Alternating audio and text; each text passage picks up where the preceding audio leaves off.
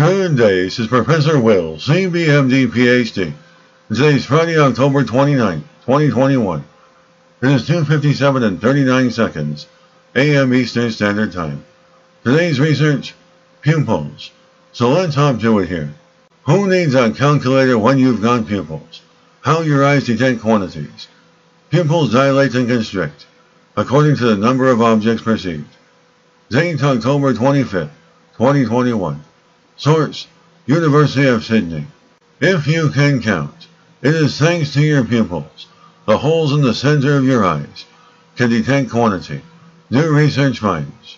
When we look around, we spontaneously perceive form, size, movement, and colors of a scene. Equally spontaneously, we perceive the number of items before us. And this ability, shared with most other animals, is an evolutionary fundamental. It reveals immediately important quantities, such as how many apples there are on a tree, or how many enemies are attacking. Information about numbers is so important that it is thought most species have a dedicated number sense. Given the importance of the spontaneous perception of quantity, the scientist asked if it may be revealed by a primitive automatic physiological response.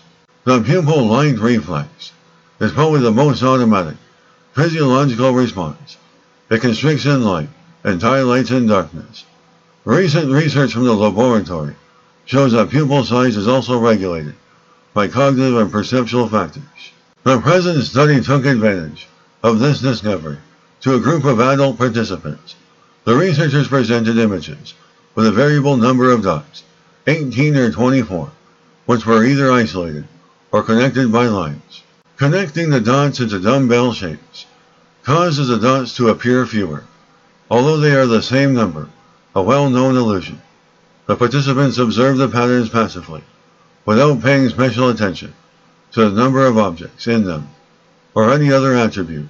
The results showed that even though the number of pixels, black or white, were the same for all patterns, the diameter of participants' pupils varied according to the perceived number of dots.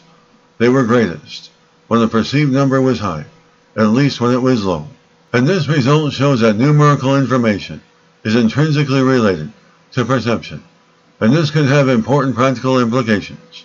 For example, this ability is compromised in dyscalculia, which is a dysfunction in mathematical learning, so the experiment may be useful in early identification of this condition in very young children. It is very simple. Subjects simply look at a screen without making any active response, and their pupillary response is measured remotely.